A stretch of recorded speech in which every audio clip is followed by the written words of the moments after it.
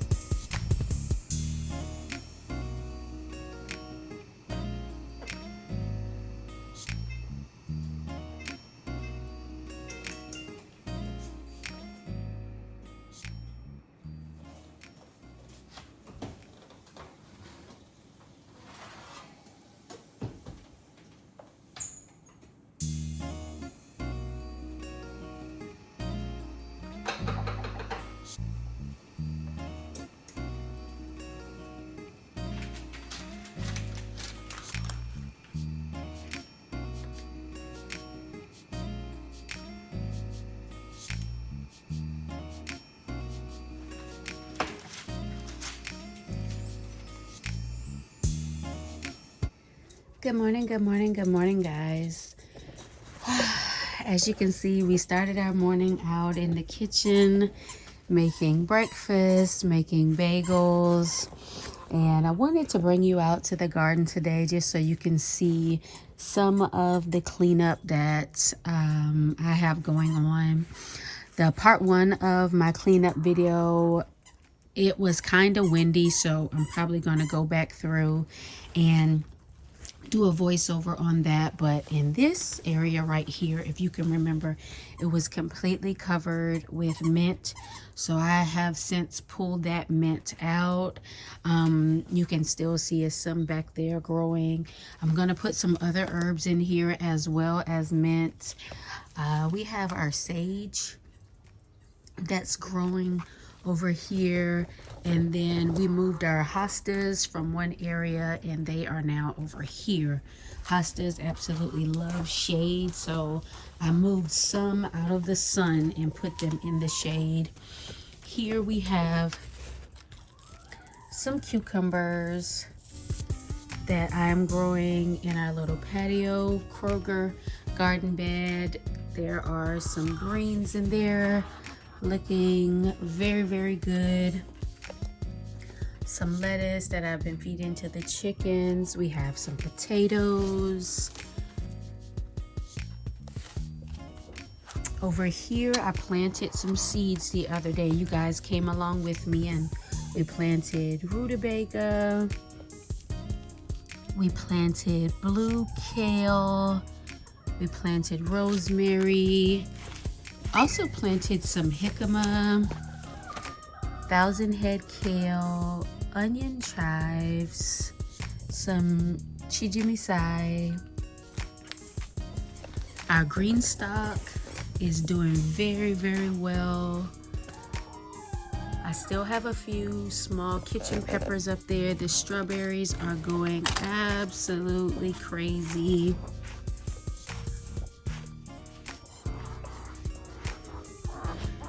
So we're gonna come in probably today, later today.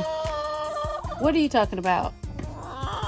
And we are going to take this fence down and put up a stronger fence, as well as I'm going to put up some different things in the garden. But the reason why I wanted a stronger fence, because when things begin to latch onto this fence, it buckles, and I don't want that. So we still do have loofah growing on here, even some growing through the fence. I was able to clean up some of the garden bed area. I have some new weed fabric that is going to be put down in these areas. Again, you remember where I pulled the sweet potatoes. They are growing back again already. Our watermelon patch seems to be coming to an end. I need to clean all that loofah up. It's pulling down everything back there. These are our plants for the collards and cabbage grow off 2024. So they're doing pretty good. I'm going to up pot them and actually put them into their designated area very, very gently. These girls are fussing about something this morning. I also put some seeds in here, so those are popping up. I came through and pulled some of my old zinnias from out of these areas, and everywhere that I have the wheat straw, that is where I planted tulip bulbs. Here, if you remember, there was a fig there, but I had to remove that fig because it was growing the roots underneath my shed, and I just could not have that. We cleaned out the bed that had the jicama in it, and I'm actually going to plant more there. All this area had other zinnias in it, and it was removed. I left these because they are just absolutely gorgeous. But everywhere that I have the wheat straw, that's where I planted some bulbs. These fig trees are doing pretty well.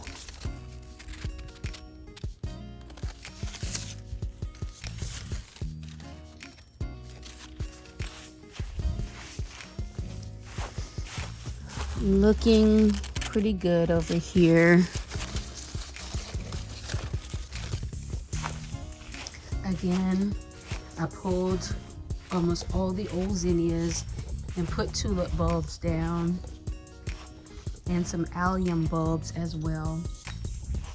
And the reason why I choose to use wheat straw for a mulch versus the mini pine bark nuggets like some others use, or some of the other avenues, leaf mulch and different things like that, the wheat straw actually breaks down pretty quickly, and I like that. And it is great in the soil. It's great in the soil and for the soil. This is that fig tree. Poor thing, it will bounce back soon, and I have to come through and put some wheat straw around it. But I have fertilized all the fruit trees for the fall and placed some wheat straw that had already been broken down just a little bit around their bases. And this is how I get the wheat straw in. It actually comes in big bales. It is very, very, very inexpensive. A lot of people in Georgia tend to use pine straw. I do not like pine straw because it attracts water bugs and roaches. And I have enough bugs in my garden that I do not want water bugs and roaches. This is the compost that I buy, and I buy it from the same place that I buy my wheat straw. I tend to try to shop locally, so I get it from my local feed and seed store, and it's an amazing compost. Over here, I transplanted some canna lilies. As you can see, I have pumpkins growing, if you can actually see down there. This is where I had my asparagus beans and my long beans. The bees are just buzzing, so beautiful over here. The lamb's ear plants, they look a little worse for wear, but that is simply because I pulled them up very gently, actually dug them up so that I could split them. During the fall is the best time for you to split your hostas, your mullein, your lamb's ear, things like that. It is the greatest time for you to split those plants.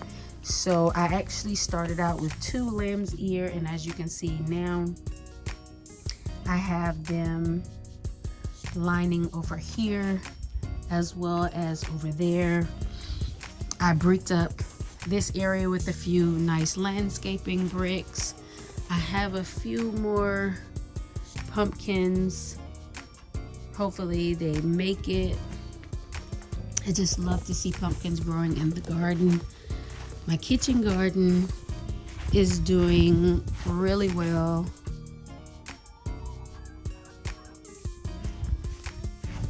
Here you see this is being attacked, but that is a trap crop, so it's keeping my other plants safe. This is my other mint. These are a few hostas here. These hostas are doing much better than the one on the end here, as this one gets more sun. And again, we know that hostas really enjoy the shade. But guys, we have a lot going on in the garden.